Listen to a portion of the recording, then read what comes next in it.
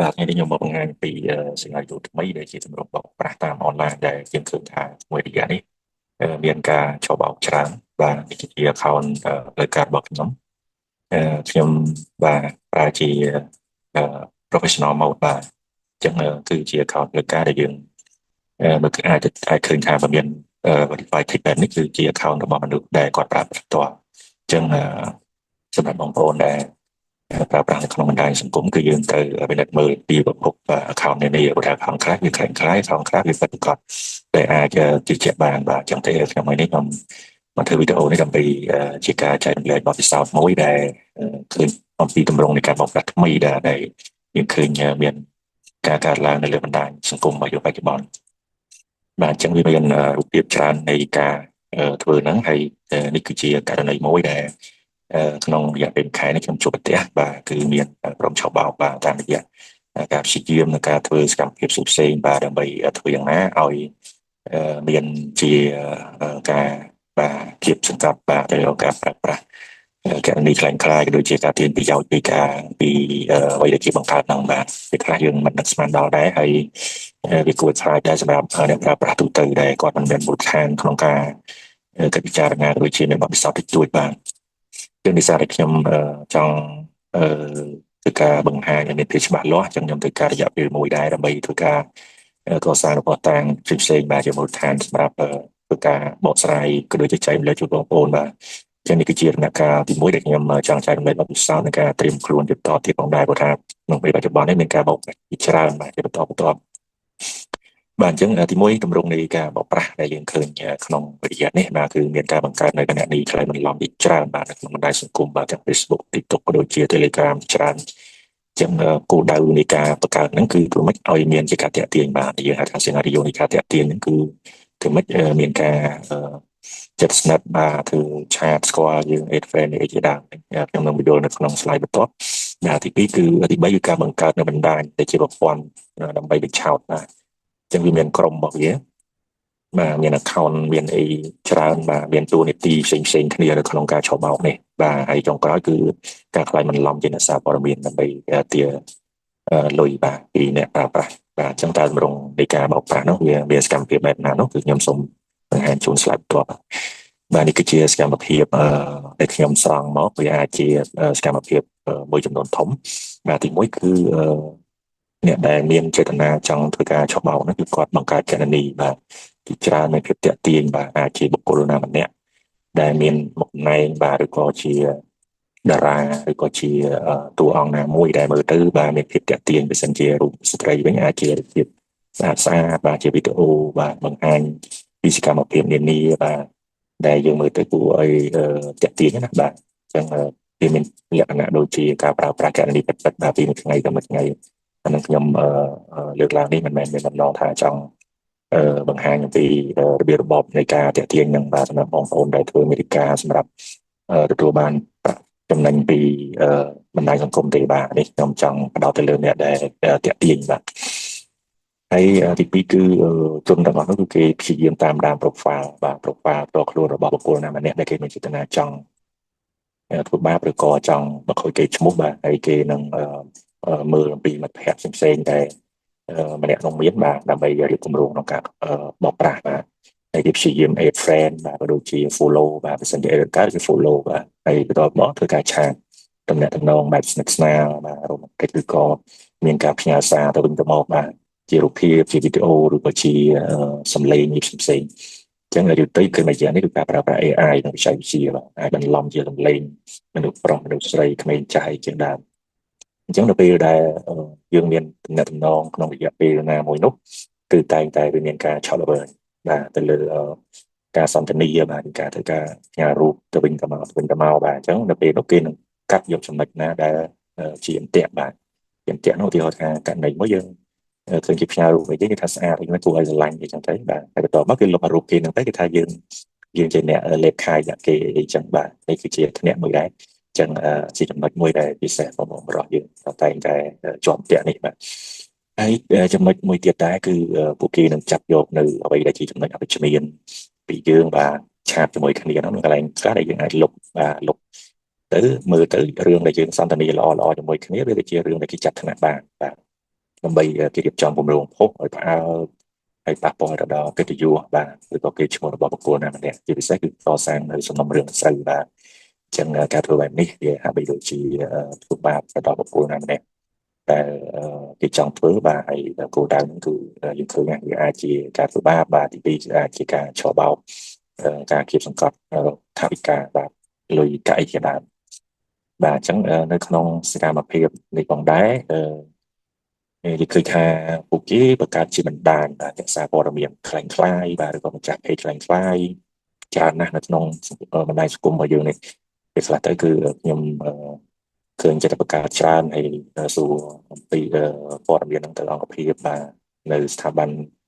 ផ្លូវការនោះគឺគេមិនស្គាល់បាទតសញ្ញាណបាទចាស់ page ចាស់អ្នកវិស័យអីណាហ្នឹងទេបាទហើយពួកគេបង្កើតមកដើម្បីសួរតាក់ទងរឿងអាស្រូវដែលaccount ខាងលើនោះគេបង្កើតក្នុងការផ្សព្វផ្សាយអំពីបញ្ហាឲ្យជំនាញផ្សេងៗរបស់បុគ្គលដែលគេធ្វើបាបហ្នឹងបាទហើយទម្រង់នេះគឺធ្វើជាអ្នកសារព័ត៌មានគឺសួរបាទតាមរយៈឆាត Messenger Telegram ឯជាដើមតែជាទូទៅហ្នឹងគេដាក់មានអីព័ត៌មានរបស់គេធ្វើបន្លំឈ្មោះសារព័ត៌មានបាទមានកាតមានអីចឹងបាទឆាតមកធ្វើសួរនាំអីចឹងហើយគេធ្វើ screenshot បាទ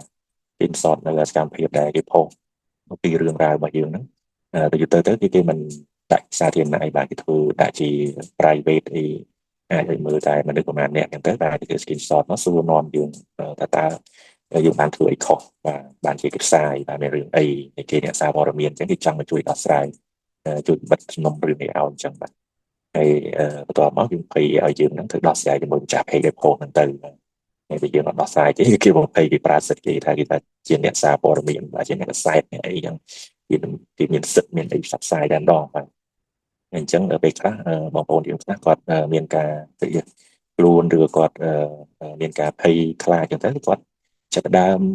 សួរនាំរឿងការបិទព័ត៌មានណាបាទអញ្ចឹងបិទព័ត៌មានបិទអីហ្នឹងគឺត្រូវការថវិកាបាទហើយចុងក្រោយគឺការទៀមទាលុយនោះតែម្ដងបាទតាមរយៈការប្រើសិទ្ធិអំណាចអីផ្សេងៗនៃคล้ายៗហ្នឹងមកបន្លំបាទទាំងតាមពិតទៅគឺសិទ្ធិពួកបណ្ដាញគ្នាពួកគាត់ហ្នឹងបាទ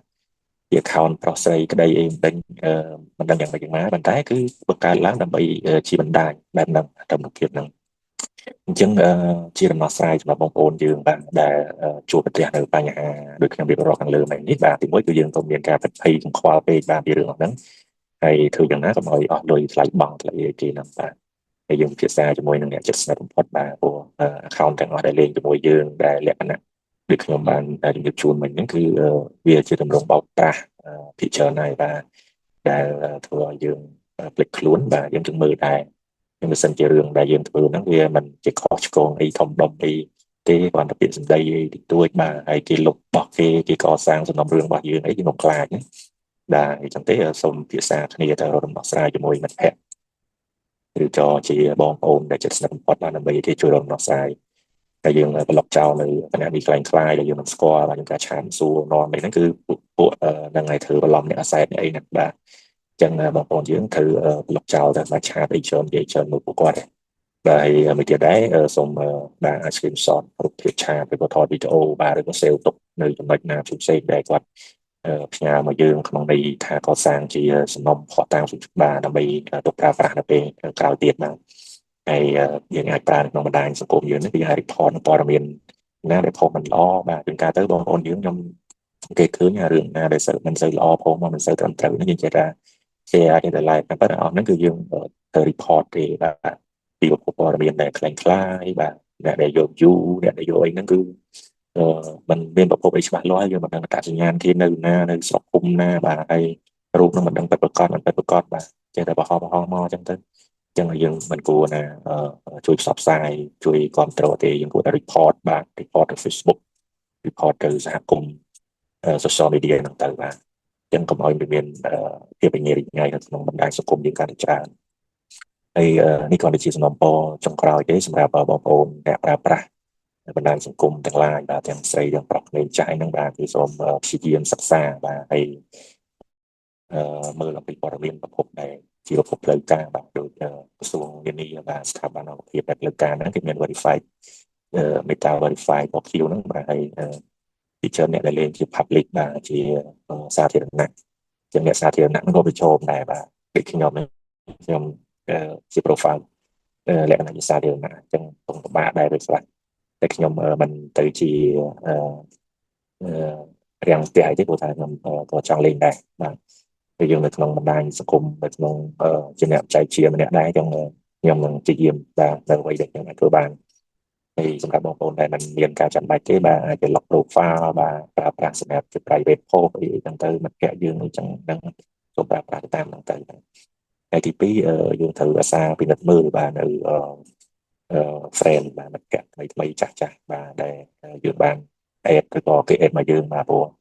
ពេលខ្លះទៅមិត្តភក្តិថ្មីគេបង្កើតមកដើម្បីទាក់ទាញបាទមិត្តភក្តិចាស់គឺការថា account គេត្រូវបាន hack បាទត្រូវបានគេលួចយកទៅប្រើប្រាស់បាត់ទៅវាយើងអាច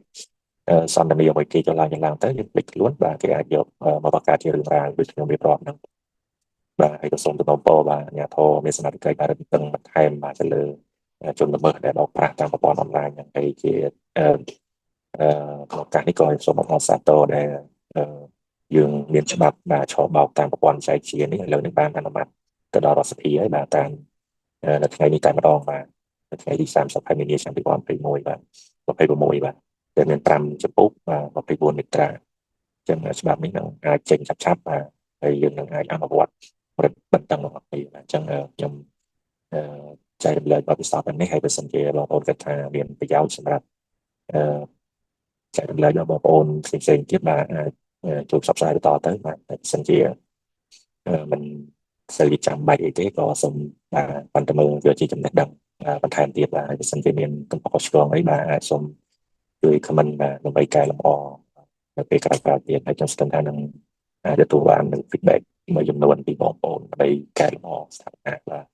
មានចំណុចណាដែលខ្ញុំអាចនឹងយកទៅចងក្រងបាទជាបតាមនឹងការចែករំលែកនៅពេលក្រោយទៀតគឺខ្ញុំនឹងធ្វើបន្តទៀតបាទដើម្បីគុំរបស់យើងបាទដើម្បីប្រព័ន្ធបណ្ដាញសង្គមរបស់យើងប្រើប្រាស់ប្រកបដោយក្រមសីលធម៌វិជ្ជាជីវៈបាទនឹងមានសុវត្ថិភាពទាំងអស់គ្នាបាទ